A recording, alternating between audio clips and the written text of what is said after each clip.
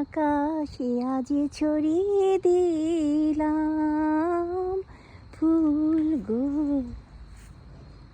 আমার মাথার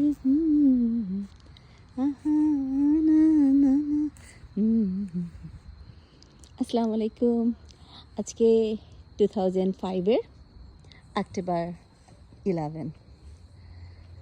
আপনাদের হয়তো কারোর আজকে বার্থডে, কারো সুন্দর একটা দিন, তখন আপনারা এই আর্টিফিশিয়াল ফুল দিয়ে হয়তো সেলিব্রেশনের জন্য ডেকোরেশন করছেন।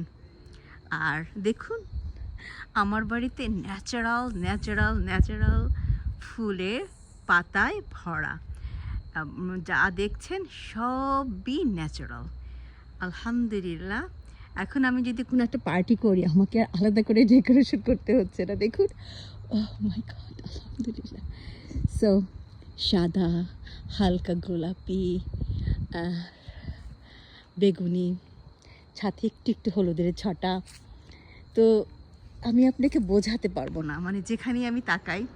এবার আমার ফুল কম, কিন্তু একদম শেষের দিকে, যেহেতু এখন আর আমাদের গাছ বাইরে আর ফুল গাছ হওয়ার মতো আর তাপমাত্রা নেই, সো সব শেষে ঝরে পড়ছে, নুয়ে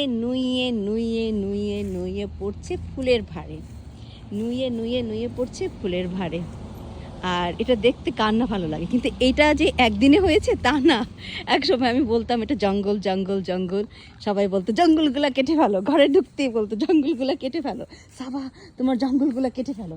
আমি বলছি একটু ওয়েট করেন, এখন যাকে জঙ্গল বলছেন, নিষ্প্রয়োজন বলছেন, একসময় আপনি এটা দেখার জন্য ছুটে আসবেন সাবার বাসায়।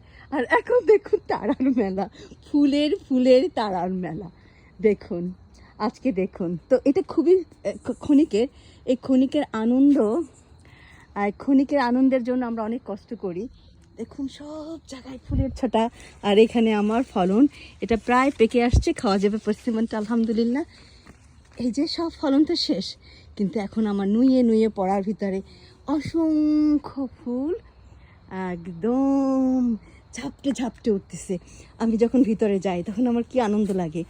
এই ফুলটাও ফুটবে হলুদ হয়ে, গাঁধা। আর ওই যে সাদা আর একটা ফুল, এখন বলুন, আর ওখানে পানি দিলে গাছটা ফুল ফুটে উঠবে। কি চমৎকার না, আলহামদুলিল্লাহ। এই জন্যে কী করতে হয়, সময় দিতে হয়, পরিশ্রম করতে হয়।